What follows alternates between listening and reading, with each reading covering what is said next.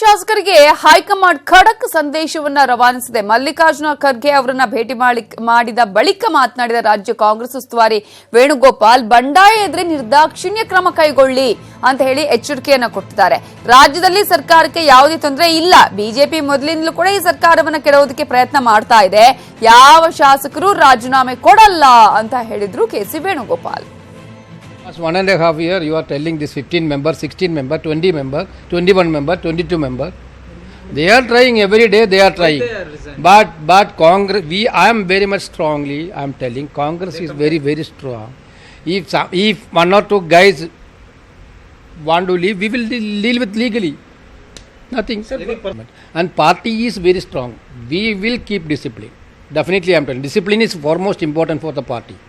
And loyalty. Definitely in future we will look forward.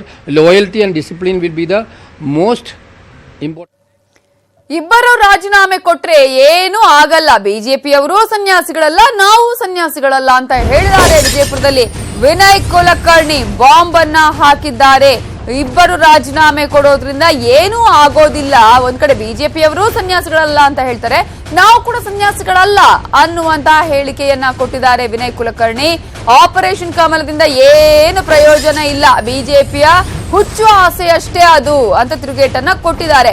ಇದೆಲ್ಲವನ್ನ ನಮ್ಮ ಪಕ್ಷದವರು ಸರಿ ಮಾಡ್ತಾರೆ ಅನ್ನುವ ಹೇಳಿಕೆಯನ್ನ ಕೂಡ ವಿನಯ್ ಕುಲಕರ್ಣಿ ನೀಡಿದ್ದಾರೆ. ಇದರಿಂದ ಏನು ಪ್ರಯೋಜನ ಆಗಂಗಿಲ್ಲ, ಯಾಕಂದ್ರೆ ಇದಕ್ಕೆ ಸಂಖ್ಯೆ ಬಲ ದೊಡ್ಡಬೇಕಾಗಿದೆ. ಆ ಸಂಖ್ಯೆ ಬಲ ಸುಮ್ಮನೆ ಇದೆ, ಅವರ ಹುಚ್ಚ ಆಸೆ ಅಷ್ಟೇ. ಯಾಕಂದ್ರೆ ಸಹಜವಾಗಿ ಅಸಮಾಧಾನ ಇರ್ಬೋದು, ಕೆಲವೊಂದು ಮನಸ್ಸಿನಲ್ಲಿ ಏನೋ ಒಂದು ವಿಚಾರಗಳಿರ್ಬೋದು ಕರೆ, ಬಟ್ ಅವ್ರ ಇಬ್ಬರು ರಾಜೀನಾಮೆ ಕೊಡೋದಾಗ್ಲಿ ಇದರಿಂದ ಯಾವುದೂ ಇದಾಗಂಗಿಲ್ಲ.